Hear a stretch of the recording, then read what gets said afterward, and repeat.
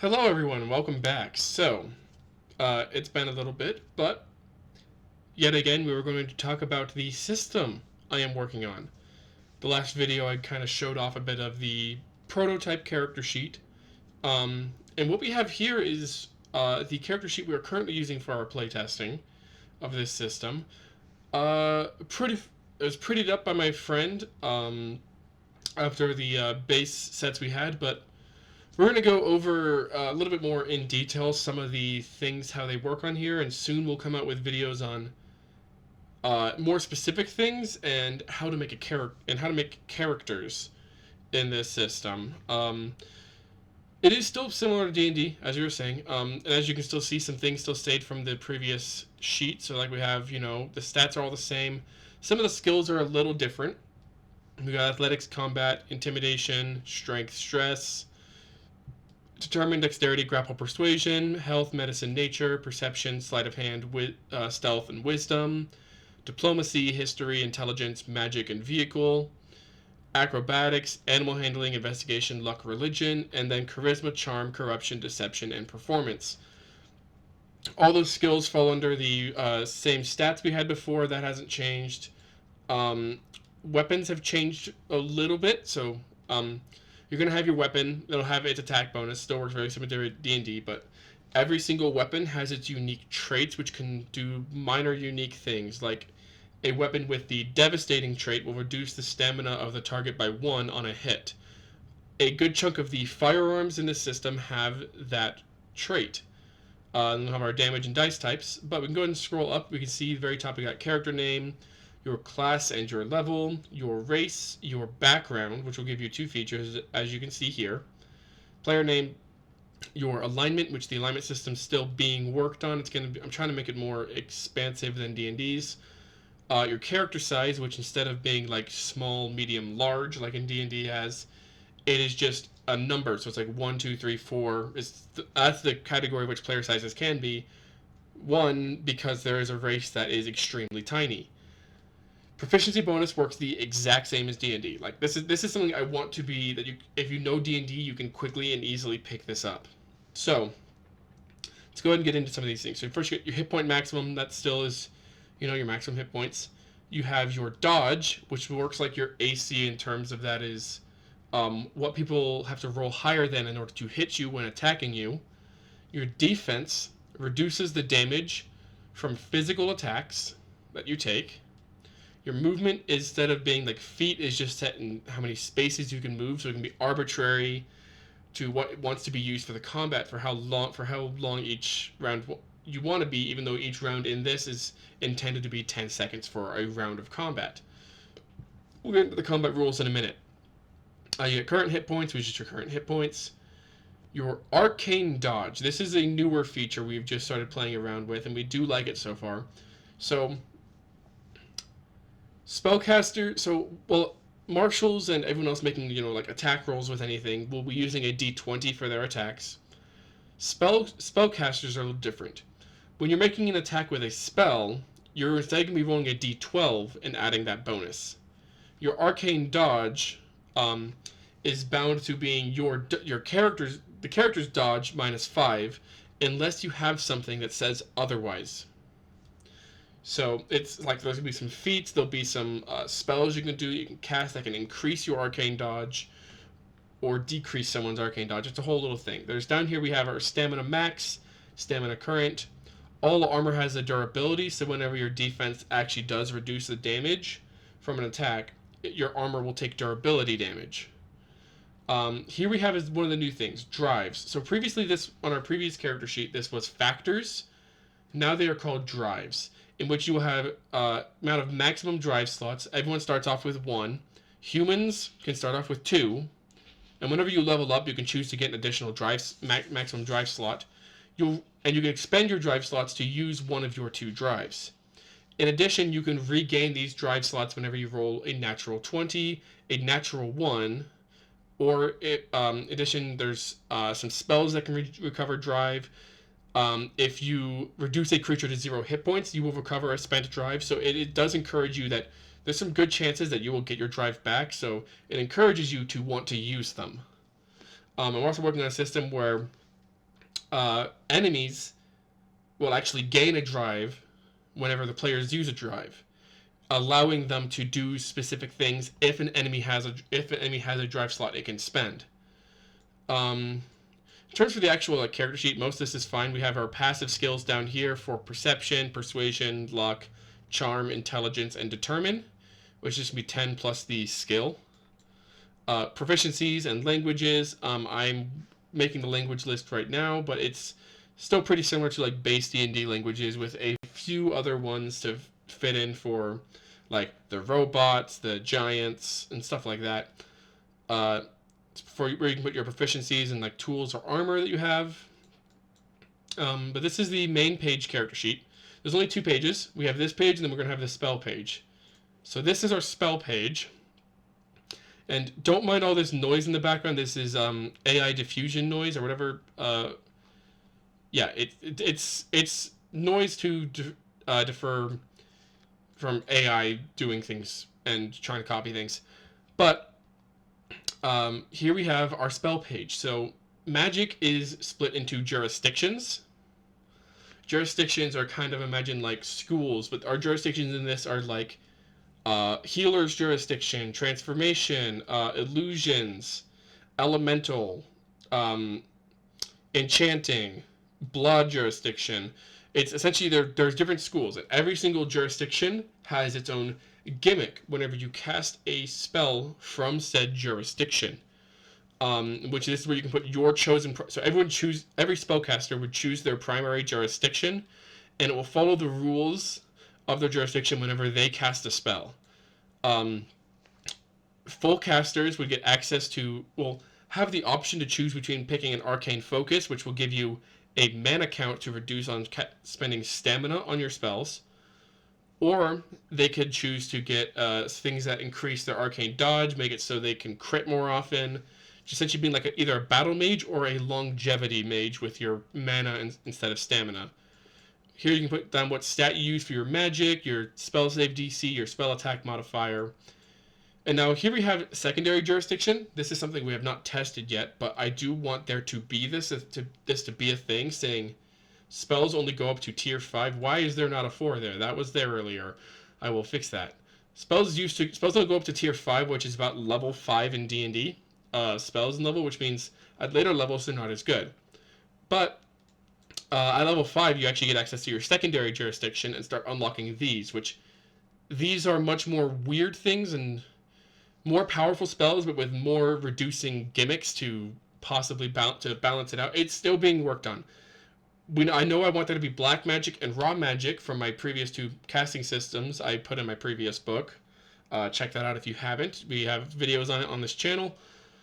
There's, black magic and raw magic. I want those 2 to be secondary jurisdictions here, but I'm also thinking about trying to get in a few other ones, maybe something that has to do with like time magic, but it's hard to find a balance for that in a gimmick, but I have a few ideas. That's what we're getting into. So, so magic is definitely different. So like, you have your tier 0s, which will essentially be like your cantrips. Every single spell has its stamina cost, so there's no spell slots. So spellcasters can actually, have fun and being like, well, I have to hold my spell slots. Like, no, I'm just going to cast this spell because I have the stamina to do it. Which you'll have your limited list of every spell from your jurisdiction that you have the tier that you can cast. And full casters will get additional spells equal to their proficiency bonus from other jurisdictions. Just so they have some balance. Just so if you want to be like, well, I want to pick up the illusion spells, because even so, with illusions, you may think that's not really combat oriented. Well, you'll have a few other things from other jurisdictions, but there is 1 or 2 illusion spells that actually do damage, and other illusion spells that actually work really well for being used in combat. A lot of the spells in this I wanted to focus on being that you can use it out of combat, or you can use this in combat and still be viable. So you can use something like Animal Messenger. Like in D&D, Animal Messenger. That is not a spell you use in combat. That is a spell to have an animal send a message to someone else. Cool. You can use it in combat and have the animal deal psychic damage to someone. Because why not? It seems just restrictive to be like, oh, I have 5 spells that I know, but I can't deal any damage with these because I wanted to be a support. I wanted to be an enchanter. Cool. Use Animal Messenger. Now you're doing damage. In a weird way, but you're dealing damage. Um, yeah, so this is what I've been working on for a little bit now. With I was working on all this whole system and this whole thing. So something I can't mention, I did mention, I would say this earlier, with combat. There's a combat system that we tried out last time we did a playtest, and we really, really enjoyed it. So it involves actually using a deck of cards. And this is a system you can use for a regular D&D game very easily. So it really kind of depends. So it's a little more tuned to this system because this system, during combat, each player has 2 actions that they can take to do things, to cast spells, to attack, to use one of their other actions to take a deep breath, recover stamina. So in this system, each player has 2 cards that get shuffled into the deck every single turn. So every single turn it is different, where they will have their 2 cards split up randomly among this for all the players' turn, and the enemy's turns also get shuffled in. So it's easiest, instead of having a lot of cards, if you have a lot of enemies, you bunch the enemies together for less cards, to have less enemy cards in there. But that way enemies can always come up. This way you can have it so players should at least be trying to pay attention more during combat, when usually they'd be like, okay, well, I know my turn's at the very end, so I'm not really going to pay attention until right before then. You'd be, my turn can come up at any point. One of my actions come up at any point to do this. So it keeps the players engaged in the full combat. Um, yes, it does leave a little randomness, and it makes the people who want to have like the alert feat kind of screws with their whole thing. That's thing if you apply it to D&D. If you apply it to D&D, you just have to have 1 card for each player, and that's when they take their full turn, instead of just splitting it up action, bonus action, and making it complicated for just regular D&D. But it is definitely a fun system that you can use maybe once or twice if the whole party thinks it'd be a fun idea. It's definitely a fun thing to try out. We really enjoyed it when we play tested with it because it made combat, like I said, so much fun to participate in. Because every single round it's like, okay, who's up next? Who's up next? Whose turn is it to do these things? Combat is majorly fun, and we're actually having a lot of fun with this system. We've really only been playtesting level 2. I've been playtesting level 1 with a few other friends, which that seems mostly fine. We are about to start playtesting into level 3 stuff, so it's going to start being a little bit more interesting stuff. So, well, it's just me and my friends playtesting kind of the basics, and once we get to an actual spot where we can think we want to open out this playtesting to other people, until then it's not really going to be fully public to playtesting. But when it does, when we do get to that point, I do want to try to share it around and see who is interested in trying out playtesting different things and just giving me notes. But besides that, this system is looking really fun. As you can see up here, if people actually were paying attention, they can see right here, Lawless Hearts. Oh, Lawless Hearts. That is the name of this TTRPG. That is the name of this game. The name I've decided to come up with is Lawless Hearts, because this, I don't know if I mentioned this last video, this whole campaign setting is supposed to be around like 1860s, 1870s, Wild West. And the kind of lore of this is it's 1870s Wild West, and the main world which this is supposed to be taking place with is new to magic. Magic in this world's only been around for like 200, 300 years. And even so, for a lot of that beginning time, a lot of people didn't realize it was kind of a thing. So it's magic is very new here. So such as why spells are only going up to tier 5. Their magic is really restricted in how much people can do because people don't understand it, no matter what you're doing. This system has, I can actually show a little bit here. This system, there's a lot of stuff here, but I'm not going to go over all of it. Just going to kind of breeze through while staying on this main page while I'm working on my document. As you can see here, we got defense, you got your 2 actions. There's a bunch of damage types, which we're not really going to go over. Just screw it. We'll go over it. We got damage types of being slashing, piercing, bludgeoning, fire, frost, psychic, light, withering, poison, acid, soul, radiation, blood, weird, lightning, and sonic. There's a handful of conditions. Most of those still fall under D&D conditions. We got how stamina works here. We got things on like how to play, how rests work, how critical hits work, and critical misses. Size categories and their rough sizes of how big they are. We have drives, which we already talked about a bit. We have leveling up, which is whenever you level up, you, in addition to getting your class feature for that, you also get to choose some things. A feature called the Fate Coin, which is a coin that the whole party shares, and once per session they can choose. They have to majority choose that it can be used, and it's either going to be a natural 20 or a natural 1 on the Fate Coin. Harvesting and crafting. Unique concentration rules, where you have a concentration die that ticks down when you take damage. Because I don't like how concentration works in D&D. Yes, much stuff. There is a lot of races, as you can see on this list. I'm not actually going to go show spoilers here, but there's a lot of races, because, Angel, Birdfolk, Canine, Guitari, Centaur, Demon, Draco, Dryad, Dwarf, Elemental, Elf, Faun, Goblin, Giants, Humans, Inchlings, Kitsune, Kobold, Mollyhin, Myconid, Orc, Robot, Serpent Folk, and Undead. There is a lot of races in this system. In terms of classes, we have the Brawler, which is going to be kind of like your Monk and Martial. We have the Druids, which is still very much Druids, but your wild shape is only determined by your class. So actually, only determined by your subclass. So currently the subclasses are dealing with stars and just giving you like unique forms for buffing. There is the traditional Druid one, which gives you animal forms, and then there's a Lycanthrope Druid subclass, which gives you werewolf forms and stuff like that. Eldritch is pretty much your warlock. An engineer is practically your artificer, just being your technical member of the party. A fighter is a fighter. A gambler is a support spellcaster. The gunslinger is exactly what it sounds like, a gunslinger. A hunter is close to your ranger. A manifest is like a sorcerer who was born. The type of the sorcerers kind of split into two kind of fields here, and they split off more and more as they level up. Manifests are people who are born with magic and affect the world around them just by their bloodline. Minstrels are essentially like your musicians, your bard, your priest, or your clerics.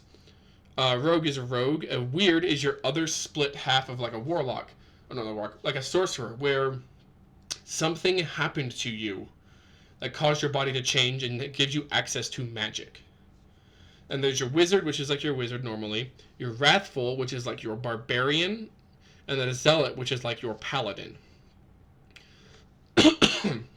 So they have all that. I'm not going to show you guys drives or the weapons or armor equipments, metal modifiers, something that'll be coming up eventually. We have the jurisdictions, your secondary jurisdictions, and your backgrounds, which you can scroll down here to see. They're the D&D backgrounds currently. When the full thing comes out, they will be different. But the D&D backgrounds plus one additional one, which I made, but they will be different. This is just, still proof of concept. We're still very early on in this process of playtesting.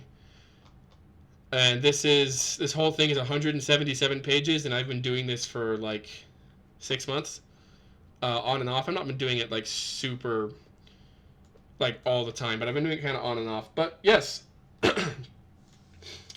this is becoming a lot of fun. I definitely would like people to support on this video. Likes and comments are always grateful to get it out to view, so more people can see this stuff. I like doing this stuff, but I also it always feels weird to me when I try to share it with people and it just gets like no recognition, or there's always a little bit of recognition. I'm just not really good at this whole YouTube scene and this whole like editing videos. I just write really fast. I write really fast and I know what I want to do, and it just works out really well for me, so I don't know how else to. But I need to advertise it, so this isn't the best way I've thought of doing it, because everything else I tried doesn't really work. But, yeah, thank you for watching. And, yes, like I said, like, subscribe, comment, whatever you want to do. So the video can get out there and so more people can see it. And hopefully, and if you are interested in seeing kind of some of this progress go, I'm gonna start trying to talk more in the Discord. If you even have questions, I'm gonna put my Discord link down in the description so people can join into my channel's Discord and ask questions about it, or like see like, hey, do you want to like open up for a playtesting document, which I can totally create a copy of the document for playtesting so that people aren't seeing things as I'm editing them, but for spoiler reasons. But if people who are interested in this kind of stuff, just go check out my Discord. You can ask me things there. I will be more likely to respond to things in my Discord than I will comments on my YouTube, unfortunately, because I have 2 YouTube channels. One is the one for my actual Kobold's Brew YouTube channel. It's just for posting. I watch my videos on another YouTube channel. It's just a whole thing. I don't want to change it because I've used that one for way longer. So I use that other one for watching things. So I usually am not on my Kobold's Brew YouTube channel that often. So if you have questions, just go ahead and go into my Discord. You can answer them, ask them in the comments if you want. It'll just take me a while to get to them. But my Discord is going to be open. You guys can come in there, hang out. We're not really active in the Discord at the moment, but there's also only like 11 people in the Discord. So yes, if you can recommend this to other people, if other people you think would be interested in like a Wild West type of game that's going to come out eventually, I hope sooner than later. We will see how that goes. Recommend this to people. Recommend this video, because I know that some people are interested in this already from the last video's comments. But yes, thank you for watching, for spending your time with me. I don't even know how long this is, but I also don't care. I don't care about making longer videos. Besides my throat. I think my throat cares a lot. But anyway, thank you for watching. Have a wonderful day. Bye.